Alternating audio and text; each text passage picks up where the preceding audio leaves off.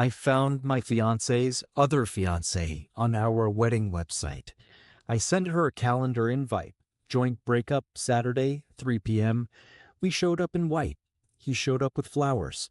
He left with nothing. We live in Austin by the lake, share a rescue pitty with a stupidly cute underbite, and up until 3 months ago, I was planning a fall wedding with eucalyptus everything. We met at a Sunday kickball league on a field that always smells like cut grass and sunscreen. His name is Evan. He slid into second with zero grace and asked if I liked breakfast tacos.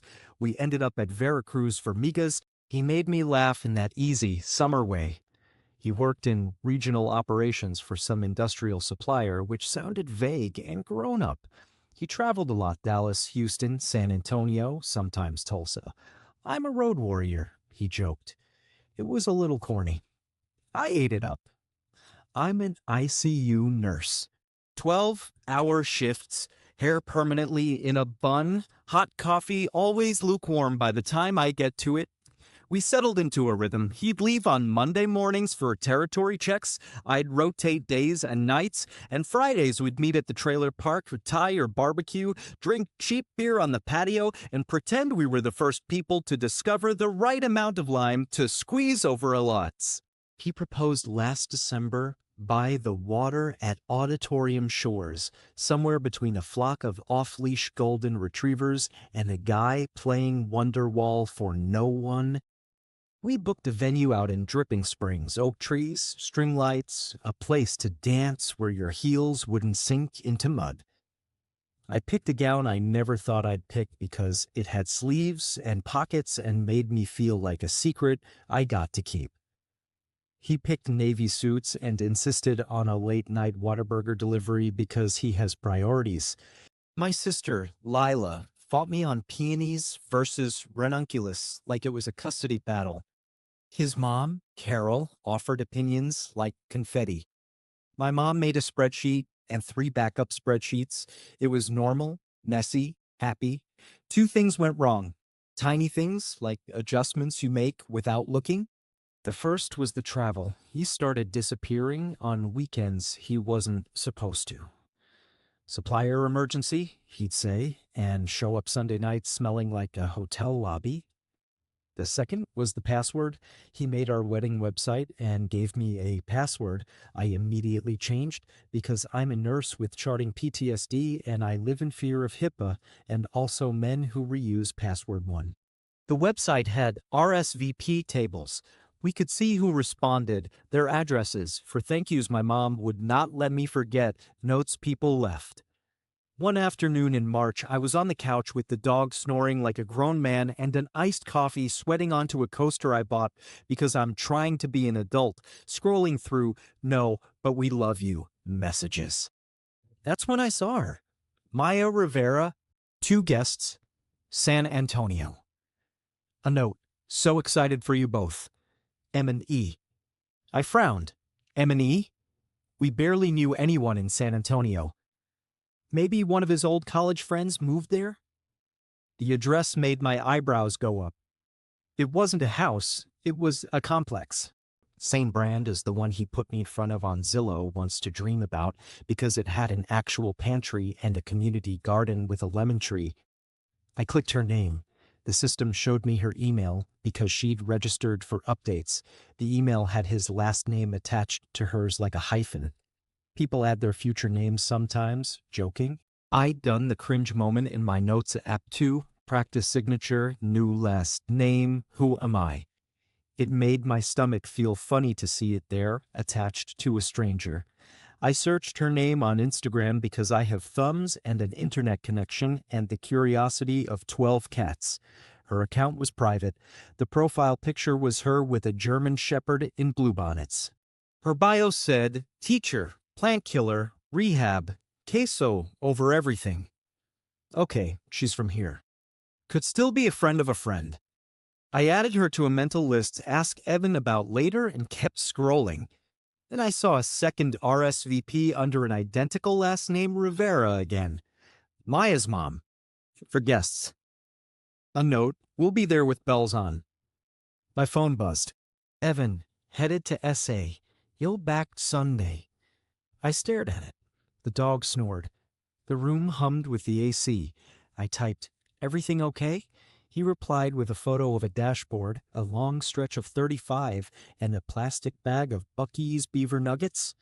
Road life, baby. I turned down the volume on my brain and made dinner. He came home 2 days later with flowers from Acheb and a sunburn. We kissed in the driveway like we were trying to convince the neighbors we were fine. "Who's Maya?" I asked, casual. "Maya?" He put the flowers down. "From the sales team?" "No, a friend of yours?" "RSVP'd on the website. From San Antonio." "Oh," he said, relief visible. "Maya's an old friend. You'll love her. She's a riot." The next Thursday, I had a day shift, and then drinks with nurses on Rainy, where you can smell spilled beer and coconut sunscreen at the same time. It was one of those nights where everyone is too loud and you need it. I forgot about Maya until I went to split the check on Venmo. The feed showed me a payment from Evan to Maya R. with a taco emoji, a car emoji, and a heart. It was from that weekend. My friends watched my face. "What?" Lila asked. "Nothing," I said. And then, because we don't leave each other alone in the dark, I told them the feed, the RSVP, the SA trip. "Do you want me to research?" asked Gabby, who was an ER nurse and terrifyingly efficient at everything, including Google. The subject line sat there like a dare. I wrote, "Hi Maya, this is going to be weird." Then I deleted it. I wrote, "RSVP question." Deleted. Description, "Hi. I think we might need to talk about Evan. If I'm wrong, I'll buy your latte and apologize. If I'm right, you might want to bring any questions you have." I hit send before I could be a coward. She accepted 2 hours later. Saturday, I put on a white sundress because I was petty like that. Lila insisted on driving. I brought a folder like I was going to court, screenshots of RSVPs, Venmo, texts. I felt like I might throw up. The dog licked my knee like she had faith in me. She is not discerning. Maya walked in at 2:59.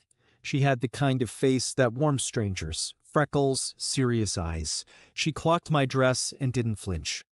"And you're the other fiancé," I said, "because sometimes you have to rip the truth like a Band-Aid." She sat. The barista set down waters without being asked because her mother raised her right.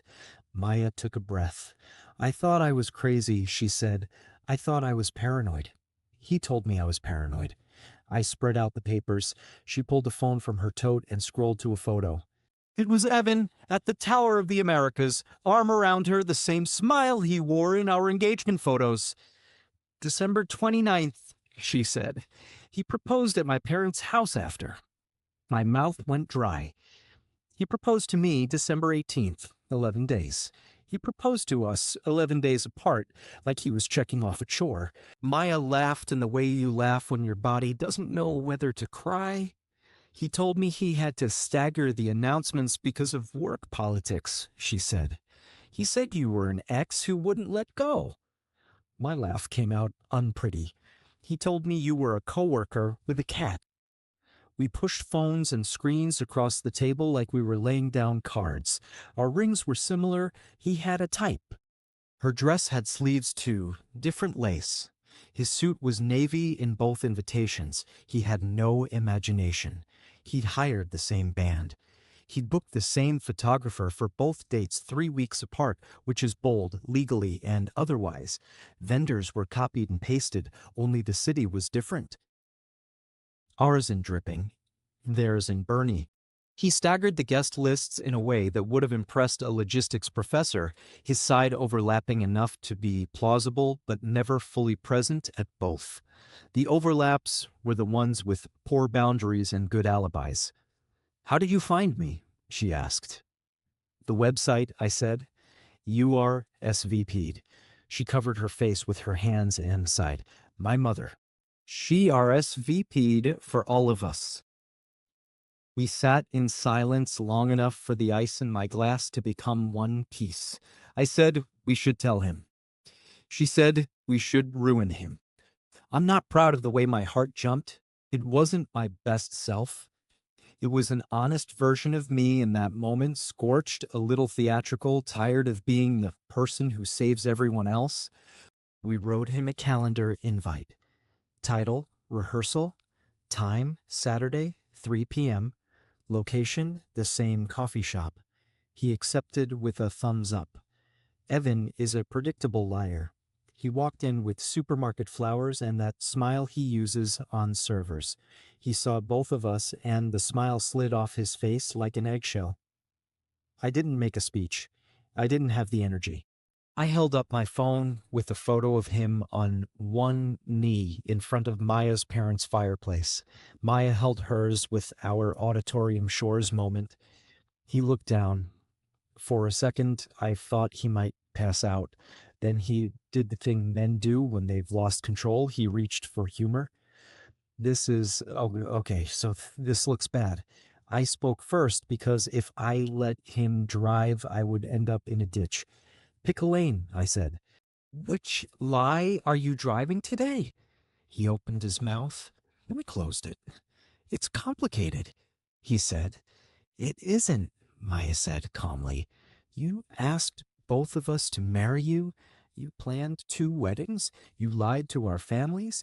You told me she was unstable. You told her I was a coworker.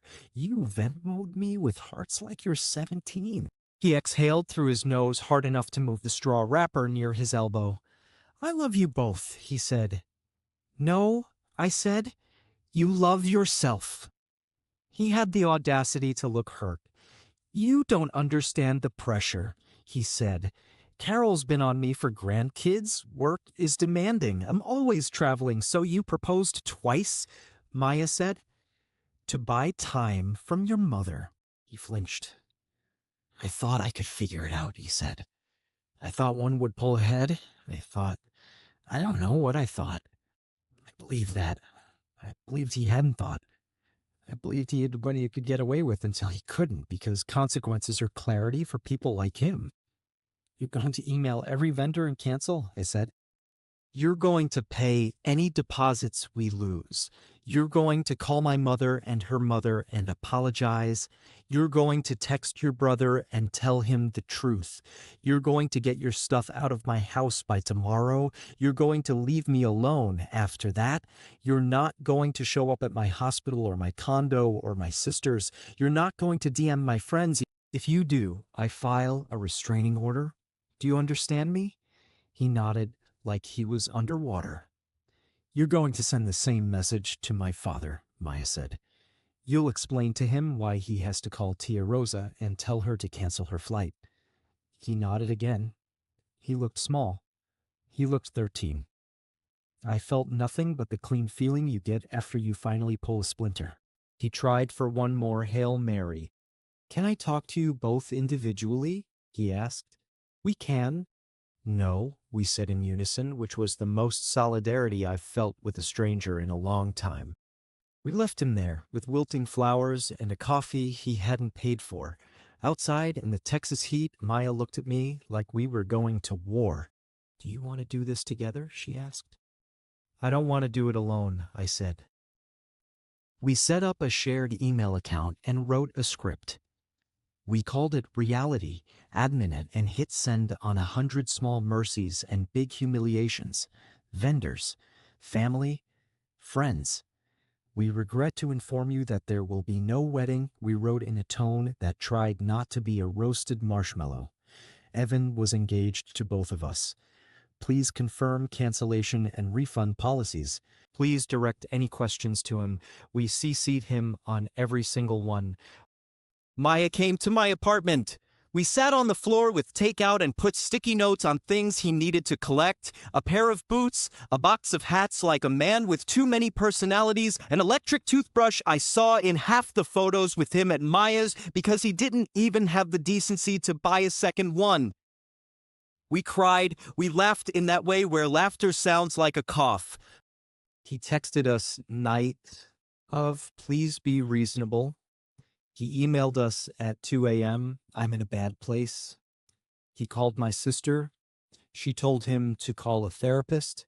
He went to my mother's house with his tail between his legs and a speech. She closed the door. He tried to send a paragraph to my father. My father sent back a thumbs up and a link to how to apologize like an adult. His mother, Carol, called me on Sunday morning. "You embarrassed our family," she said, voice trembling with righteousness. "Your son did that," I said. "I just forwarded it."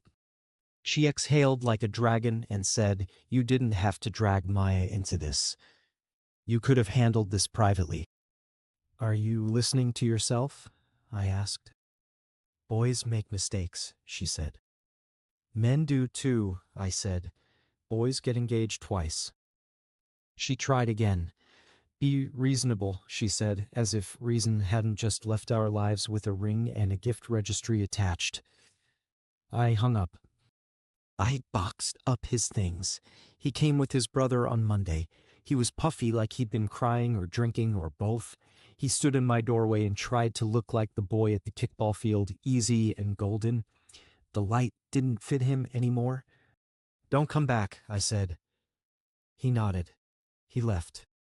And then the weird part, quiet. No more spreadsheets for seating. No more arguments about centerpieces. No more late-night texts from aunties about vegan options. No more being someone's story, at least not the part where I was the bride. I took the dress out once and let my fingers find the pockets, and then I zipped the bag and put it behind my winter coats like a body. I took 3 days off. I told my manager I had a family emergency. I sat on the floor with the dog, who put her chin on my leg in solidarity. Lila came over with a grocery sack full of things she thinks heal all wounds: kombucha, gummy bears, face masks that make you look like a ghost. I let her paint my nails until the smell made me nauseous. She and Maya met on my balcony like people at a ceasefire. They got along. It was a gift I didn't know how to receive. Maya and I made a list. It was on yellow paper with a little coffee stain on the corner from when I knocked my mug over on it. The list said therapy, lawyer consult, STD tests, because love is not a contraceptive against consequences, cancel the photo booth, tell the DJ, tell the florist, sell the ring maybe, call the dog trainer because the dog had started chewing the corner of the couch again, sympathy stress, block Evan's coworkers except the ones who had been decent, send a group text to bridesmaids and groomsfolk, with a version that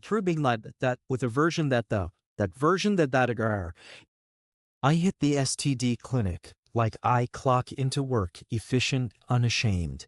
The nurse who swabbed me is someone I once precepted in the ICU. We didn't talk about it. She squeezed my hand. I saw a lawyer because I wanted language.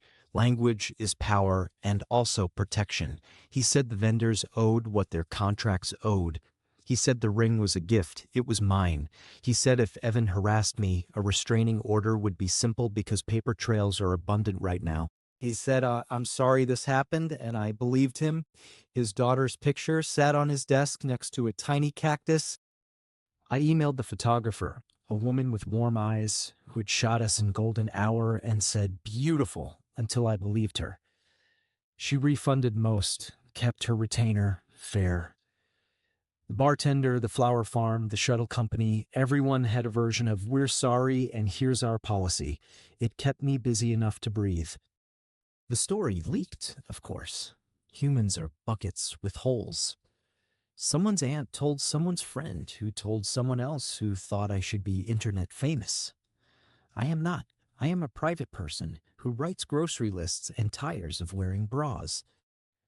But suddenly I was also the woman in the story people tell when they want to shake their heads and say, "Men."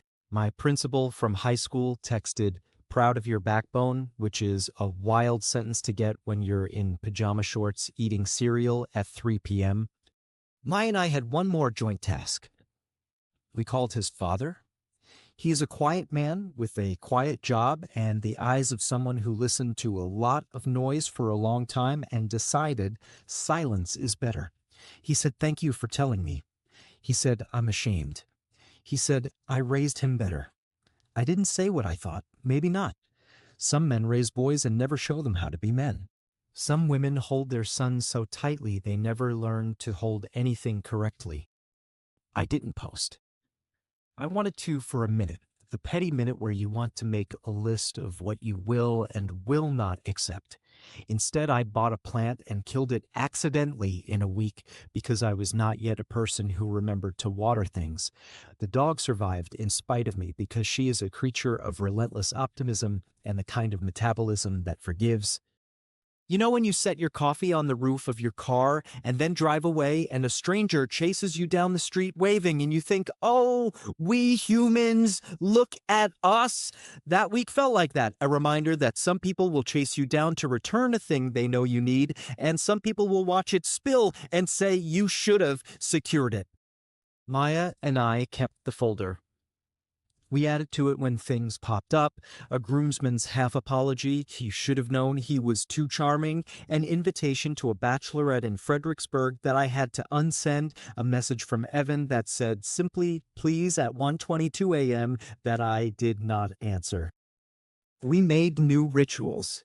She comes over on Thursdays for dinner because Thursdays are lonely when you've been counting down to a day that evaporated. We watch dumb shows and pause to say, there he is, when a male character is magnificent or horrid. We say we and mean it. It is a kind of love. Not the kind with rings or timelines, the kind that shows up at 3 p.m. in a coffee shop and says, we're not doing this alone. Small Austin sentence, got breakfast tacos from Veracruz on East Cesar Chavez and ate them on the curb because the picnic tables were full. The salsa verde tasted like a reset button. Updates. Update 1, 1 week later, we jointly emailed everyone. Evan called at 4 a.m. from his brother's voice thick. I messed up. I need help, he said. Great, I said. Call a therapist. He said, can we meet? I said no. He sent a paragraph about pressure. I set up a filter that redirects anything from him to a folder labeled dishes. I don't know why I named it that. Maybe because he made a mess and I'm done doing them. Maya's dad called me. He is a high school principal in San Antonio and has the kind of voice that settles rooms. He said, thank you for including us. You saved my daughter months, maybe years. I cried after because my dad said the same thing to me when I broke up with my first boyfriend in college. We don't need to spend years learning a lesson that can be learned in months. I kept the dog, obviously. Her name is Penny, but we call her Pen or Penelope when she's fancy. Evan didn't fight me on it. His brother texted me, FYI, he's not doing well, and I texted back wishing him healing, which is the adult version of Not My Circus. Update 2, 2 weeks later, I sold the ring. I went to a jeweler recommended by 3 nurses who got divorced in the same year. There was something in the water that year. He appraised it kindly. He gave me a number. I took it. I used the money to pay off the rest of the venue cancel fee and then bought myself a bike. It's teal and has a basket. It is the most girlish thing I own, and it made me cry because I am allowed to buy myself pretty things with money reclaimed from a future I returned. The DJ sent a playlist for healing. It was a lot of Lizzo and old country. I played it while I vacuumed and found one of his socks under the couch and threw it away with the flourish of a witch. Maya went on a date. She texted me mid-meal. He's chewing like a serial killer. I told her to fake a phone call. She said, I am a woman of integrity, and stayed, and then texted me a photo of ice cream and said it canceled out the chewing.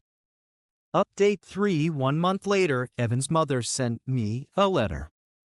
It was not an apology. It was an opinion disguised as concern. You will ruin your chances of marriage if you keep broadcasting this, she wrote, like I have a newsletter. I burned it in a little fire pit. My neighbor lets me use on weekends when he's smoking brisket. It made a satisfying curl and turned to ash like nonsense should.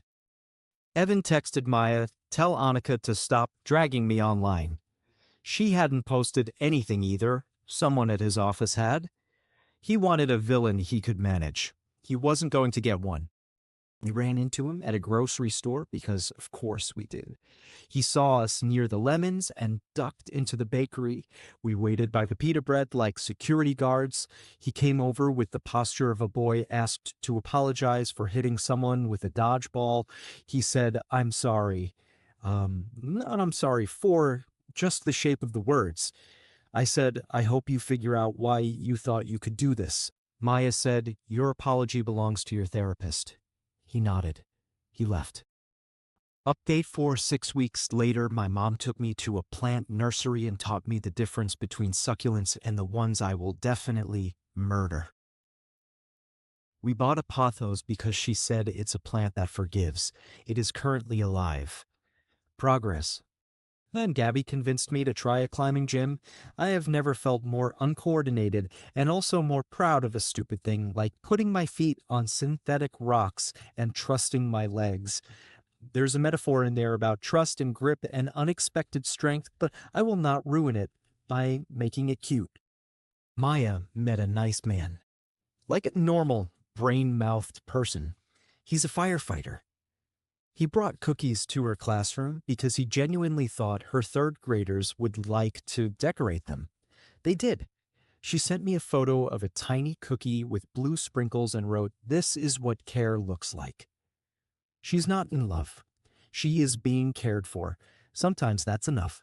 Update 5, 2 months later, he emailed us a closure essay. It was part apology, part memoir, part resume. It had subsections. It said, "I considered myself a good person," which is something you write when you haven't been one. I didn't reply. Maya did. She wrote, "We don't owe you our healing." I wish I had her precision. I took my bike to Town Lake and rode until my lungs burned, and I laughed at myself because that's not what lungs are supposed to do when you're riding a bike slowly. A kid passed me with a bell. I got home sweaty and happy and felt something like lightness move back in. Update 6. 3 months later, Maya and I drove to Bernie just because. We walked past the chapel where her wedding would have been and ate pie and talked about every way our lives could have gone wrong if we married a man who thought calendars were his accomplices. We bought matching tiny silver cactus charms from a shop that smelled like cedar. The woman behind the counter said, "Are y'all sisters?" We said, "Sort of." I changed my hair. It sounds trivial. It felt like a new sentence. I cut bangs like a woman in a rom-com who doesn't know how to fix anything except the thing on her forehead, and somehow it helped. The bangs will probably be a regret. The decision was not. Update 7, 5 months later, his mom showed up at my work. Security walked her out. I filed the paperwork like a woman who is tired of other people's choices. The unit clerk brought me a Diet Dr. Pepper and said, "You look like you did something adult." And I said, "I did," and we fist bumped. I went on a date. He asked me what I do for fun, and I said, breathing, pizza, and sometimes not thinking about things. He laughed. He had kind eyes. We kissed in a parking lot under a streetlight, and it was normal, which felt like the most radical thing. Update 8, 6 months later, we had what would have been our wedding weekend. I thought I would be sad. I was, but also I woke up, made pancakes badly, fed half to Penny, took a nap, rode my bike, answered no emails, went to a movie with Lila, cried at a preview for a film about a dog and a baseball team for reasons that were both and neither. I poured one glass of wine and it didn't taste like a void. I sat on my balcony and watched bats lift and felt grateful that relief feels so banal when it finally arrives.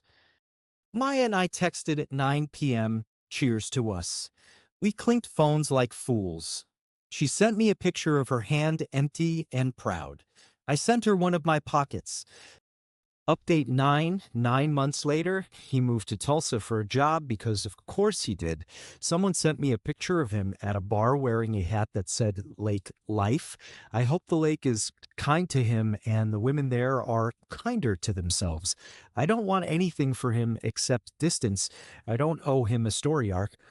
I am dating the kind-eyed man. He is patient and silly and lets Penny put her head in his lap and pretends it's a burden. He brings me Topo Chico when I forget to drink water. He doesn't ask about Evan unless I bring him up. He asks, more salsa, and means it.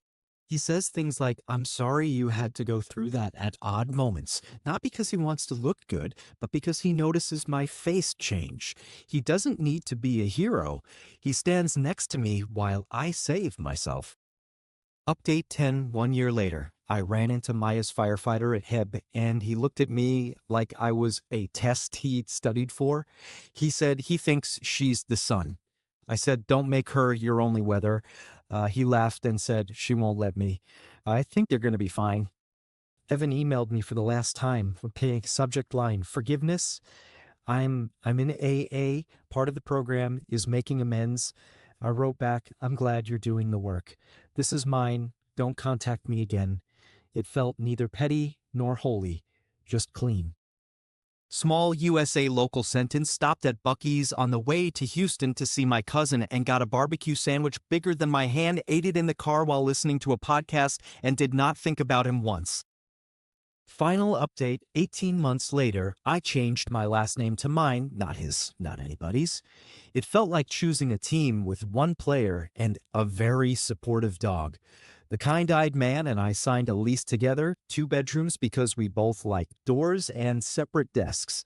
There are hooks by the door for leashes, 2 coffee cups that say A&J because we're those people, and a plant somehow thriving in a window we never noticed we needed. Maya sent us a pothos as a housewarming gift with a note, forgiving, remember? It's huge. It cascades. It's showing off. I love it. People ask me if I regret how I handled it. The coffee shop, the calendar invite, the white dress. I don't. I didn't set the fire. I just pulled the alarm in a place where everyone could hear it. Shame lives in secrecy. I didn't need to be cruel. The facts were unkind enough. If you're reading this because you found an RSVP you didn't make, or a Venmo heart you didn't send, or a lie wearing your name, I'm sorry. You're going to be okay in the way that is boring and miraculous. Make a list. Find a Maya. Forward the emails. Call your mother if she's safe. Call your sister if she's alive. Call your friend if she'd bring a printer if you needed one. Buy yourself flowers with money you got back from a day you chose not to survive. Ride your dumb bike. Kiss someone kind. Pet a dog. See that you can. And if you're a man reading this who thinks pressure justifies lying, pressure is for tires.